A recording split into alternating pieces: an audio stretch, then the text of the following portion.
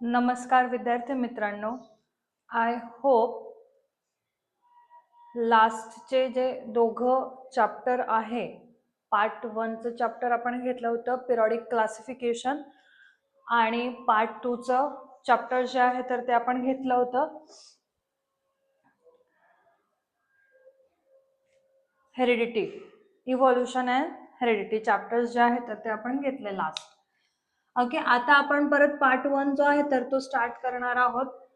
Part 1 मध्ये सगळ्यात first जे चॅप्टर आहे आपलं तर ते चॅप्टर आहे ग्रॅव्हिटेशन. ओके, खूप सुंदर आणि इंटरेस्टिंग चॅप्टर जे आहे तर ते आहे ग्रॅव्हिटेशन. आता ग्रॅव्हिटेशन चॅप्टर जर तुम्ही कन्सिडर केलं तर ग्रॅव्हिटेशन चॅप्टर हे येतं फिजिक्समध्ये. फिजिक्समध्ये आल्यामुळे याला तुम्हाला खूप जास्त इमॅजिन करावं लागेल. जेवढं तुम्ही इमॅजिन करणार तेवढं हे चॅप्टर तुम्हाला समजायला पण इझी जाईल आणि ओके पडेल. आता ग्रॅव्हिटेशन मध्ये आज आपण बघणार आहोत सगळ्यात फर्स्ट टॉपिक तो आहे centripetal force. Second one Kepler's law. Okay, हे मेन दोन टॉपिक्स जे आहेत तर ते आपण आज बघू. Centripetal force, after that Kepler's law, and third one Newton's universal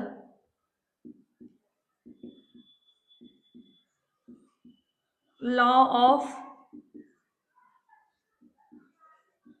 gravitation. Newton's universal law of gravitation हे पॉइंट्स जे आहे हे पॉइंट्स जनरली आपण आता बघणार आहोत. ओके, तर सगळ्यात फर्स्ट जो पॉइंट आहे तर तो आहे what is meant by force. हे 3 पॉइंट्स जे आहेत तर ते आपल्याला बघायचे आहे. आता ग्रॅव्हिटेशनल फोर्स किंवा ग्रॅव्हिटेशन हे चॅप्टर जर तुम्ही बघितलं तर सगळ्यात फर्स्ट माइंड मध्ये पूर्ण अर्थ जी आहे तर ते यायला पाहिजे, कारण की बल्क क्वांटिटीमध्ये ग्रॅव्हिटेशनल फोर्स जो आहे तर तो अर्थ मध्ये आहे. पण फक्त ग्रॅव्हिटेशनलच फोर्स युनिव्हर्स मध्ये किंवा सराउंडिंग मध्ये अवेलेबल आहे का? नाही, नंबर ऑफ फोर्स जे आहे तर ते अवेलेबल आहे. तर सगळ्यात फर्स्ट ह्या चॅप्टरचं थोडंफार बेसिक्स जे आहे तर ते आपण घेऊन घेऊ. बेसिक म्हणजे जे आपलं 9th मध्ये झालेलं आहे laws of motion chapter. First चॅप्टरच तुम्ही स्टडी केलेला आहे laws of motion. Laws of मोशनचे काही पॉइंट्स जे आहेत तर ते पॉइंट्स तुम्हाला रिमाइंड मध्ये ठेवावं लागतील ह्या चॅप्टरशी रिलेटेड. ओके, जसं आता न्यूटन्सचे 3 लॉज ऑफ मोशन्स आपण बघितले, ते फोर्सची definition, okay, what is mean by velocity, speed, हे पॉइंट्स जे आहेत तर ते आपल्याला लक्षात घेऊन घ्यावे लागतील. तर ते पॉइंट्स आपण शॉर्टली डिस्क्राईब करू आधी आणि मग नेक्स्ट टॉपिक जो आहे तर तो स्टार्ट करू.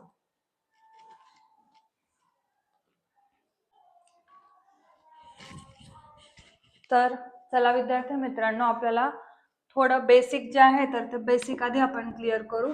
बेसिक मध्ये पॉइंट लक्षात घ्या, 9th मध्ये तुमचं जे चॅप्टर झालेलं आहे लॉज ऑफ मोशन, ओके, तर त्याचंच आपल्याला बेसिक जे आहे तर ते बेसिक घ्यायचं आहे. लॉज ऑफ मोशन मध्ये सगळ्यात फर्स्ट जो पॉइंट होता तर तो होता distance. Okay, what is mean by distance. Distance तुम्ही कशाला म्हणणार आणि आफ्टर दॅट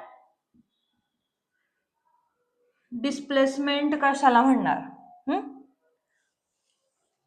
आता डिस्टन्स आणि डिस्प्लेसमेंटची डेफिनेशन जर प्रॉपरली बघायला गेलं तुम्ही तर ती डेफिनेशन असणार आहे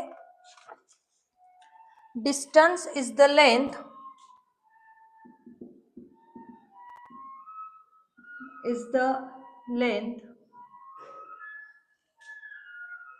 of the actual path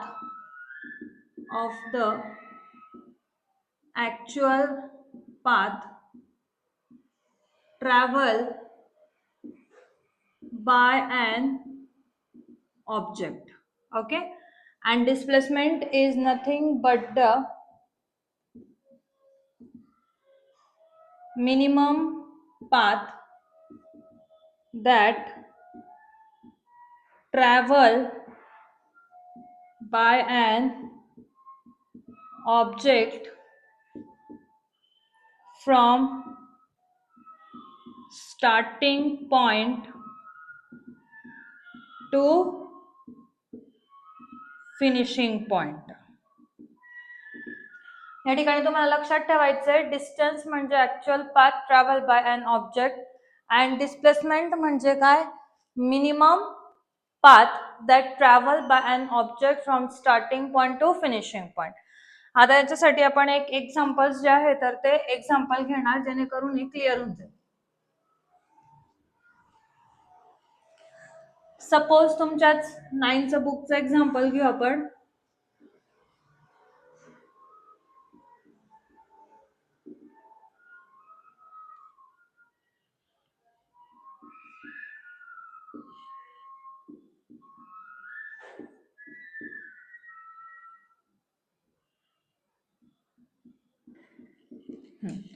आता शीतल आहे, शीतलला जनरली जायचं स्कूलला. ओके, आता स्कूलला जायचंय तर स्कूलला इथून जाण्यासाठी 2 रस्ते. पहिला रस्ता झाला तुमचा हा आणि दुसरा झाला हा. आता इथून जे डिस्टन्स आहे तर ते आहे 1200 मीटर आणि इकडं जे डिस्टन्स निघणार आहे तर ते आहे इथून तर नेहाचं जे घर आहे तर ते आहे 600 मीटर आणि नेहाच्या घरापासून स्कूलचं जे डिस्टन्स आहे तर ते आहे 700 मीटर. आता शीतलने काय केलं, शीतल जी आहे तर ती आधी कुठे गेली नेहाकडे, नेहाकडून कुठे गेली स्कूलमध्ये. टोटल डिस्टन्स तिने जनरली किती ट्रॅव्हल केलं 1300. मात्र इकडं शीतल डायरेक्ट कुठं पोहोचली, शीतलचा भाऊ जो आहे आपण भाऊ कन्सिडर करू, भाऊ निघाला आणि तो डायरेक्ट कुठं पोहोचला स्कूलमध्ये. तो लवकर पोहोचला का, कारण की त्याने मिनिमम डिस्टन्स जे आहे तर ते ट्रॅव्हल केलेलं आहे त्याला आपण सिम्पली काय म्हणणार डिस्प्लेसमेंट. मिनिमम डिस्टन्स ट्रॅव्हल केलं, त्याच्याकडे स्पेसिफिक डायरेक्शन होती आणि जनरली तो गेला. आता या ठिकाणी मी एक सर्कल ड्रॉ केलं. सपोज इथून सायकल जी आहे तर ती चालते आणि ती पुन्हा या ठिकाणी संपेल, तर या ठिकाणी काय असेल फक्त डिस्टन्स, डिस्प्लेसमेंट राहणार नाही. Displacement is nothing but the minimum distance travel by an object. Okay, मग आता डिस्टन्स आणि डिस्प्लेसमेंट वरून तुम्ही स्पीड आणि व्हेलॉसिटीची डेफिनेशन्स जी आहेत तर ती प्रिपेअर करू शकतात. Speed is nothing but the distance traveled by an object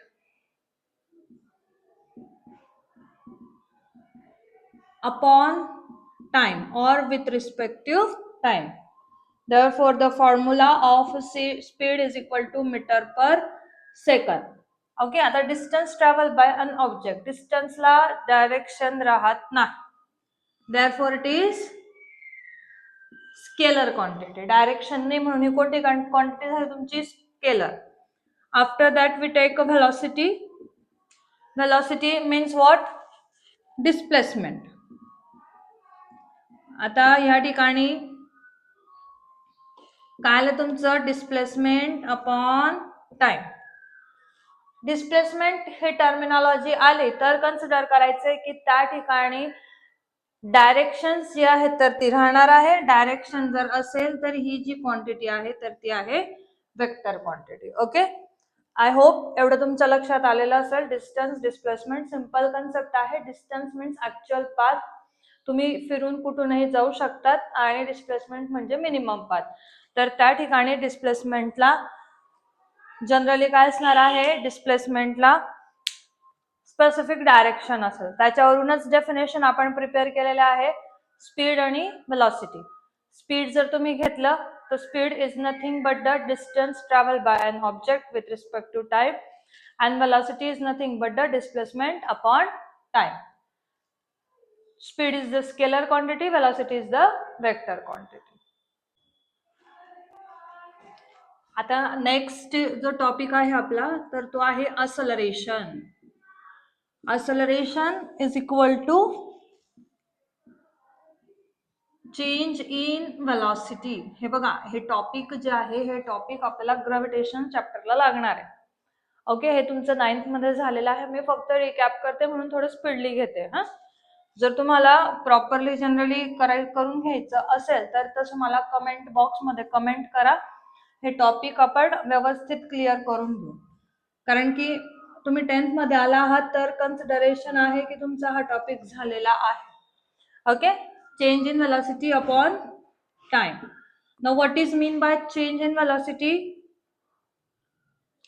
Final velocity minus initial velocity upon time. Okay, आता फायनल वेलॉसिटी आपण कशाने डिनोट करणार? v minus u upon t. It is called acceleration. This is the formula for acceleration, that is a is equal to v minus u upon t. Now what is the unit for the acceleration? Guess करा बरं काय येऊ शकतं. So unit of acceleration is equal to meter per second square. Okay, acceleration नंतर तुम्हाला equation of motions जे आहेत तर ते माहिती असणं नेसेसरी आहे.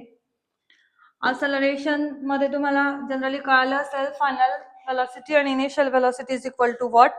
acceleration is equal to what?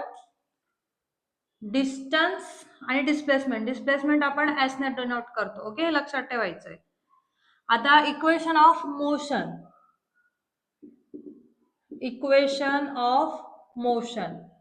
आता इक्वेशन ऑफ मोशन मध्ये सगळ्यात फर्स्ट जे इक्वेशन आहे that is relations between velocity and time.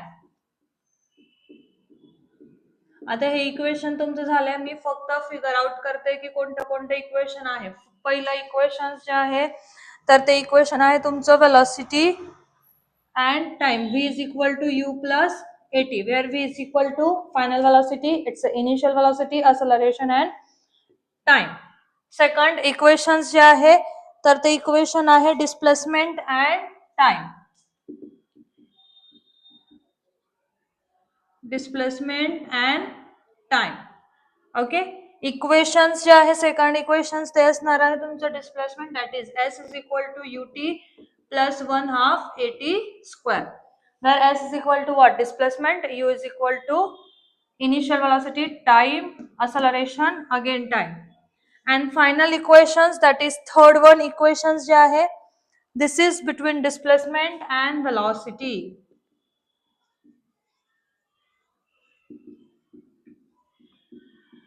Displacement and velocity is v square is equal to u square plus twice as. This is the three equation of motion. Okay, आता three equation of motion मध्ये पहिला आहे velocity and time, displacement and time, displacement and velocity. Next topic आहे laws of motion.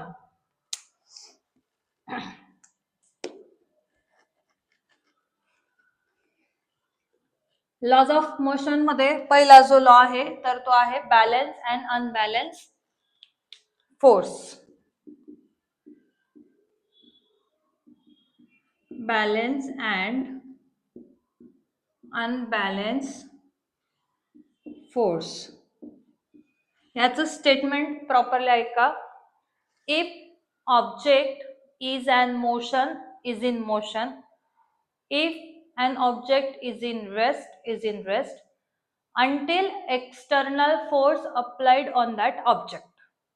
जोपर्यंत आपण एखाद्या object वरती external force apply करत नाही तोपर्यंत तो ऑब्जेक्ट ना मूव्ह होणार आहे, ओके, ना स्टॉप होणार आहे. आता बॅलन्स आणि अनबॅलन्स फोर्स म्हणजे आय थिंक तुम्हाला माहिती असेल की जर एखादा ऑब्जेक्ट स्टडी फॉर्म मध्ये तर त्याच्यावरती चारही बाजूने फोर्स जो आहे तर तो अप्लाय होतो. त्याच्यापैकी एक फोर्स जनरली एक्स्ट्रा आपल्याला करावा लागतो की जेणेकरून तो ऑब्जेक्ट मूव्ह होईल. हा असेल तुमचा फर्स्ट लॉ ऑफ मोशन. दुसरा जो पॉइंट आहे या ठिकाणी तर तो आहे second law of motion. Second law of motion मध्ये सिंपल स्टेटमेंट इक्वेशन आहे f is equal to m into a. That is force is equal to mass into acceleration. मी तुम्हाला क्लिअर सांगते, हे मी स्पीडली घेते, टिपमध्ये मी घेऊ शकत नाही, म्हणजे माझं कन्सिडरेशन आहे की तुमचं हे झालेलं आहे, जस्ट मी फ्लॅशबॅक म्हणून घेते. जर तुम्हाला कळत नसेल की हा F is equal to M into A आला कुठून, ओके, कस काय, तर मला प्लीज कमेंट बॉक्समध्ये कमेंट करा, जेणेकरून मी हे पूर्णतः घेईन. सेकंड इक्वेशन ऑफ मोशन आहे force is equal to mass into acceleration. आणि थर्ड, याला जनरल तुम्ही शॉर्ट ट्रिक पण यूज करू शकतात, father is equal to mother. माझ्याकडचे जे स्टुडंट आहे तर त्यांना मी तेच लक्षात ठेवायला लावलेलं आहे, father is equal to mother, force is equal to mass into acceleration. आणि थर्ड आहे every action has opposite reaction. जर तुम्ही जनरली काही रिॲक्शन करत असणार किंवा काही ऍक्शन करत असणार तर त्याचं रिॲक्शन तुम्हाला मिळणार आहे. कोणाला एका कानपट्टी दिली तर 2 आपोआप मिळणार आहे. हा झाला तुमचा छोटासा टॉपिक, जे टॉपिक आपल्याला ह्या चॅप्टर साठी रिलेटेड आहे.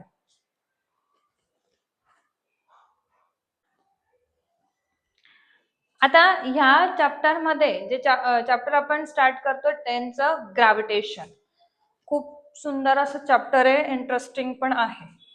आता gravitational force, number of force आहे. आताच आपण बॅलेन्स अनबॅलेन्स फोर्स बघितला, याच्या व्यतिरिक्त अजून तुम्ही दुसरे फोर्स जे आहे तर ते पण बघितले असतील. Okay, magnetic force, muscular force, all that thing. पण ग्रॅव्हिटेशनल फोर्स जो आहे हा फक्त 2 ऑब्जेक्ट मध्ये नाही, हा ग्रॅव्हिटेशनल फोर्स जो आहे तर तो all over universe generally present आहे. Now what is the story behind that?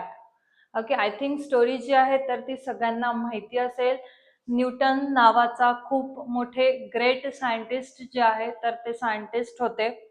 हे सायंटिस्ट जे आहे, हे सायंटिस्ट एका दिवशी ॲपलच्याच झाडाखाली बसले होते. त्यांच्या मागे खूप मोठे आपण कमेंट्स पण पास करतो, ते ॲपलच्याच झाडाखाली का बसले होते, पण लक्षात घ्या ते ॲपलच्या झाडाखाली बसले होते म्हणून आपल्याला खूप मोठं फिजिक्स जे आहे तर ते समजून घेण्यासाठी कळतंय. ओके, तर ॲपल जो आहे तर तो वरून कुठं पडला, खाली. मग त्यांच्या माइंडमध्ये फक्त आलं की ॲपल जो आहे हा वरून खालीच का पडला, हा ॲपल स्ट्रेट मध्ये का फ्लो नाही झाला, हा ॲपल वरती का नाही गेला परत, ओके, हा खालीच का आला. मग तेव्हा त्यांच्या लक्षात आलं की अर्थ मध्ये बल्क क्वांटिटी मध्ये ग्रॅव्हिटेशनल फोर्स जो आहे तर तो प्रेझेंट आहे, आणि हा ग्रॅव्हिटेशनल फोर्स प्रत्येक ऑब्जेक्टला आपल्याकडे अट्रॅक्ट करतो. आणि मग फिजिक्स जे आहे तर ते फिजिक्स एवढं वास्ट झालेलं आहे आणि आपल्याला बघायला मिळतंय. ओके,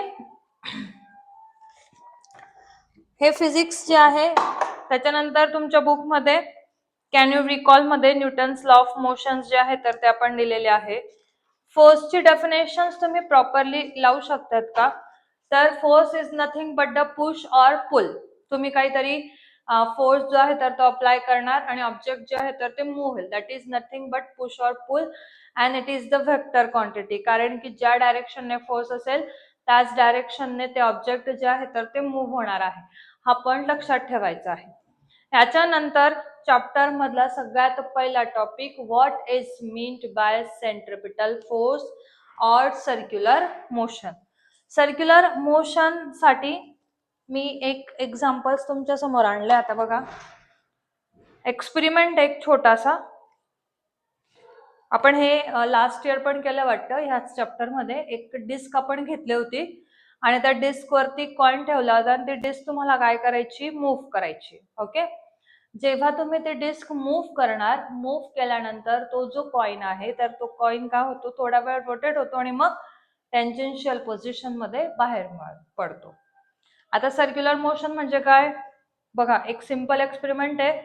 मी एक स्टोन घेतलाय आणि त्या स्टोनला काय टाय केली आहे, एक थ्रेड जी आहे तर ती टाय केली आहे. ओके, थोडी आता या ठिकाणी मी फोर्स लावते आणि ह्या स्टोनला कसं फिरवते मी, राऊंड अँड राऊंड.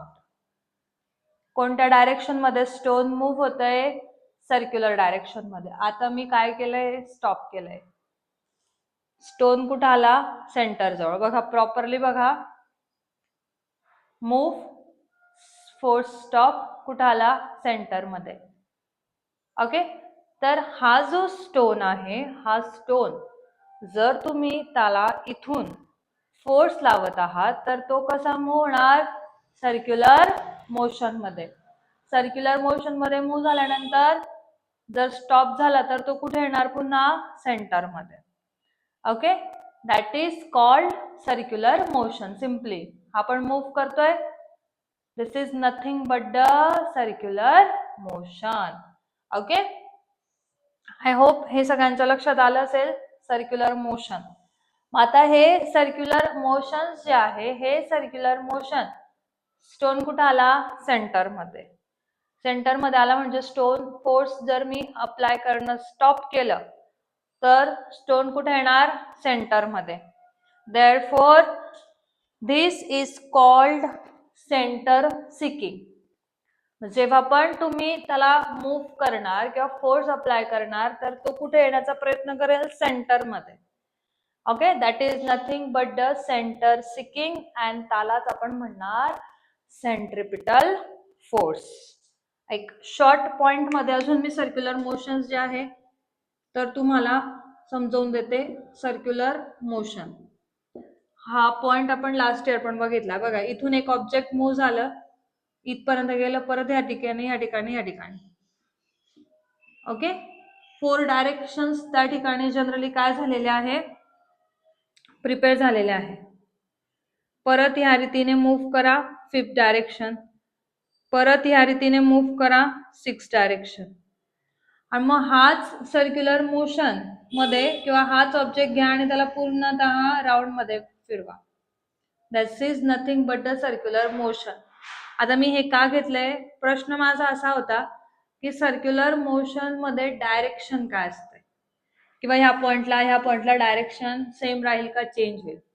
तर पॉइंट बघा, इथून मी जर स्टार्ट केलं, इथपर्यंत गेलं, ही डायरेक्शन ही डायरेक्शन ही डायरेक्शन ही डायरेक्शन, 4 टाइम डायरेक्शन ज्या आहेत तर त्या चेंज झाल्या, 5 टाइम 6 टाइम. सर्क्युलर मोशन मध्ये इच अँड एव्हरी पॉइंटला डायरेक्शन जी आहेत तर ती चेंज होणार. आता त्या स्टोन थोडा मोठा आहे माझा, मी त्याला ब्रेक करू शकत नाही. जस्ट इमॅजिन करा, जर एखादा स्टोन इथून फोर्स जनरली अप्लाय होतोय आणि हा स्टोन मूव्ह होतोय. आता हा मूव्ह झाल्यानंतर इथपर्यंत गेला आणि स्टोन काय झाला, ब्रेक जर झाला तर स्टोन कुठे जाणार, स्ट्रेट. दॅट पोझिशन किंवा that direction is called tangential direction. कोणती डायरेक्शन म्हणणार तुम्ही, tangential direction. And that force is called centrifugal force. Point लक्षात घ्यायचा आहे, हा ऑब्जेक्ट कुठे येतोय, सेंटर मध्ये. That is centre seeking. जो सेंटर सिकिंग आहे, सेंटर मध्ये येणार आहे, रोटेट जरी होते तरी त्याला सेंटर मध्ये येण्याचा तो प्रयत्न करतो आहे. That force is called centripetal force. आणि एक वेळेस ऑब्जेक्ट ब्रेक झाला, तो टँजेन्शियल पोझिशन मध्ये काय होणार, move. That force is called centrifugal force. Okay, centripetal force आणि सेंट्रिफ्युगल फोर्स दोघांचा फॉर्म्युला सेम आहे. That is F is equal to mv² upon r. हा फॉर्म्युला लक्षात ठेवायचा तुम्हाला फॉर द सेंट्रिपिटल फोर्स. आता प्रॉपरली सेंट्रिपिटल फोर्सची डेफिनेशन जी आहे तर ती आपण लक्षात घेऊ, आणि सेंट्रिपिटल फोर्सच आपण का बघतो आहे तर तो पॉइंट पण.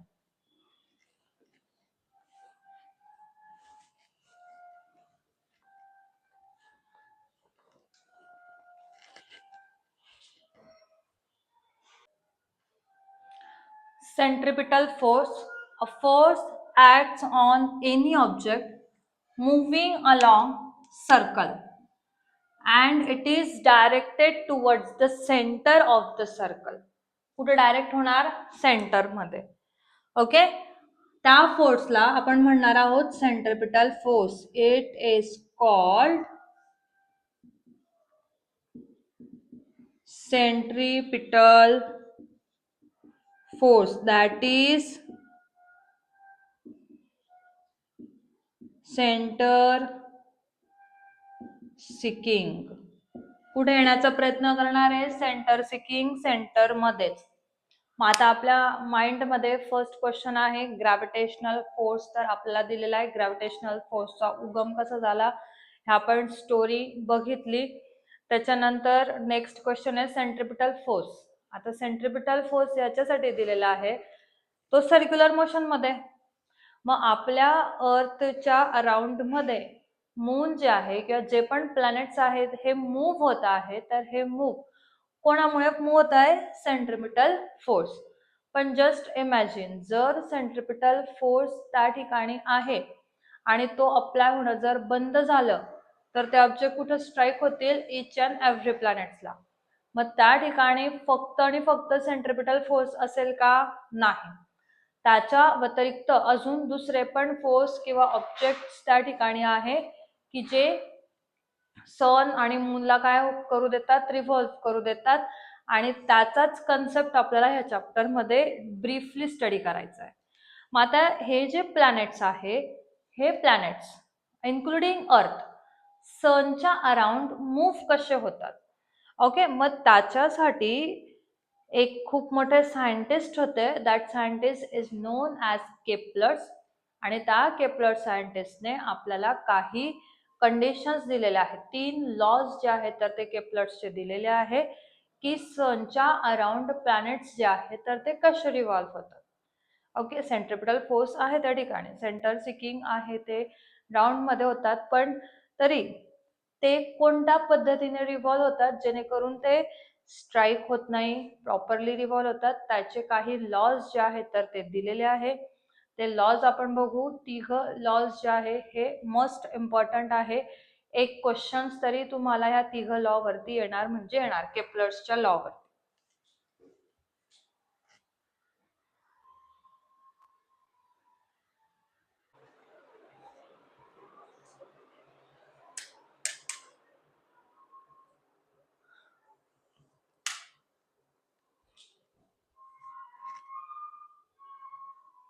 ओके, केप्लर्सचे 3 लॉ.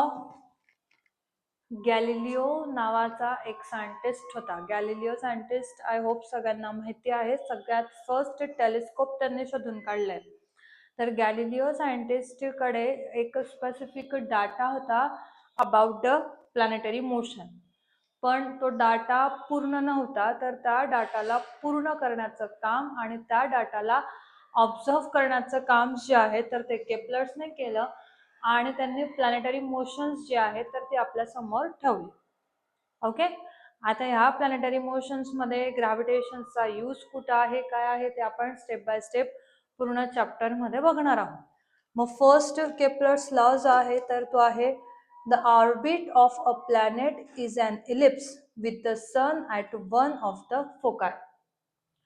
जे प्लॅनेट्सचं ऑर्बिट आहे तर ते प्लॅनेट्सचं ऑर्बिट कोणत्या फॉर्म मध्ये रिव्हॉल्व्ह होतं? सनच्या अराउंड एलिप्सच्या फॉर्म मध्ये.